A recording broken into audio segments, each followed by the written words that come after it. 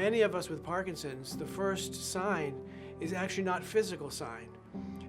It's problems with depression and anxiety. And really about 20 years ago, I started to, out of the blue, start having some issues of anxiety and depression, which now in hindsight, I can tell that, well, that probably was the first sign.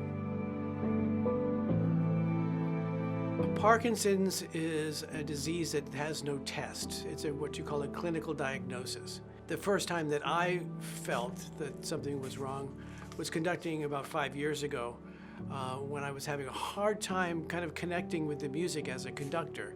I kind of felt rusty, like I had taken time off, but I had been conducting every day. And eventually I went to several doctors, and it took a couple of years to finally determine exactly what was happening for me. The more physical signs, again, started to occur before I was really aware of them. They started to occur in problems maintaining tempos and being unaware of those tempo changes or not hitting the same tempos. Parkinson's normally affects one side or the other. And for me, Parkinson's affects my right side, which is the side, well, I'm right-handed, first of all, but also as a conductor, we hold the baton in our right hand, and the role of the right hand is to maintain pulse. What I deal with is called bradykinesia. Bradykinesia is slow motion. You're not able to move quickly, and I can show you very easily, like with my left hand, I can move my hand quickly in and out, but with my right hand, if I really, hold on, I'll really try. That's about all I can do. Now, normally, with medication and with exercise, I can get that working a little bit quicker, but it also affects, as a conductor, it affects my ability to keep a pulse in this sort of fashion. The best way I can explain it is if you imagine someone taking you by the elbow, like here, and then writing their name with your hand from your elbow, like controlling your, that's almost exactly the feeling that I have.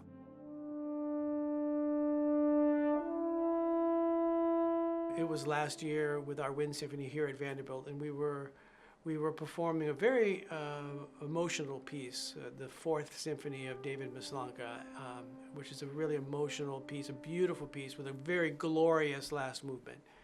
And we were in rehearsal, and the ensemble was playing really well and really connected. And I noticed suddenly, in the middle of rehearsal, that all of my symptoms of bradykinesia, of stiffness, were gone.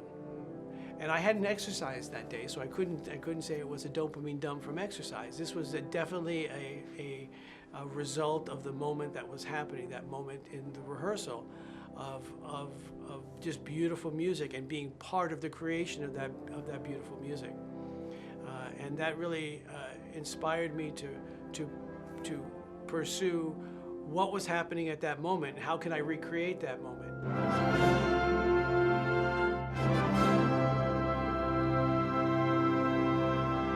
For people with Parkinson's disease, your brain releases less dopamine than normal. My relationship to music as a performer, as a producer of music, even as a conductor, I am actively involved in the creation of the music.